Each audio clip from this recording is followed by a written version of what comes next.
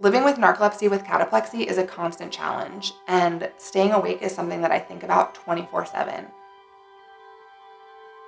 My husband and I were recently in Mexico, and we were having this great day at this themed park with animals and wildlife.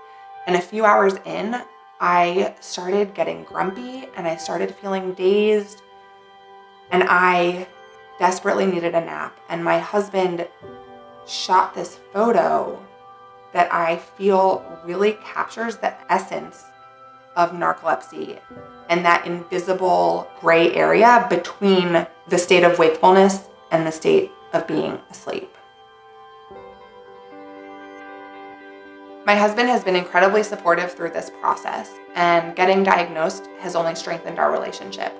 I finally have words to describe how I'm feeling and what I'm experiencing. My close friends were thrilled to find out that I had been diagnosed because they watched me struggle for so many years. Friends who I wasn't as close to thought that narcolepsy was a joke. They referenced Mr. Bean and the trendy fainting goats, but soon I was able to bring them around. My parents were stunned and devastated by the diagnosis.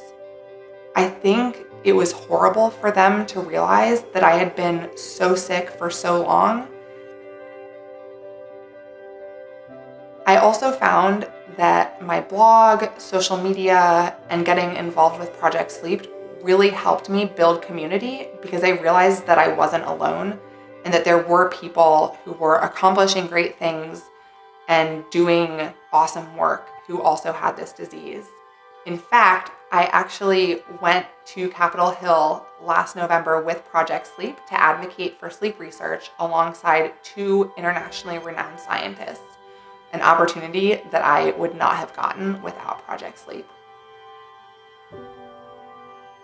Ultimately, therapy was really important to help me process the diagnosis. I didn't really know how to proceed or what this meant for my life.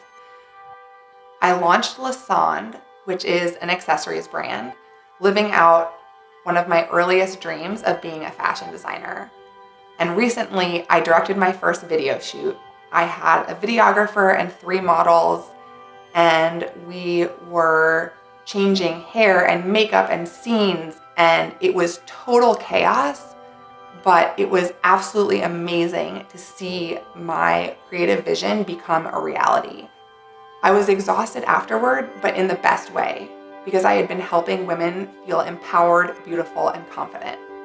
I feel grateful every day to have a diagnosis, brilliant doctors, and a supportive community. My diagnosis gave me the chance to pursue something that I love and the opportunity to reconnect with my body after so many years. Because of low awareness and misperceptions, even among physicians, there is an average of 8 to 15 years between narcolepsy symptom onset and diagnosis. It's estimated that the majority of people with narcolepsy are undiagnosed or misdiagnosed, and common misdiagnoses include depression, anxiety, bipolar disorder, schizophrenia, and epilepsy. I am sharing my story with you in the hopes that other people with similar symptoms won't go 20 years without a diagnosis. And more than anything, I want people to trust their bodies and advocate for themselves, even if their symptoms are invisible or hard to measure. Your experience is real, your experience matters, and you deserve a diagnosis even if it takes multiple opinions.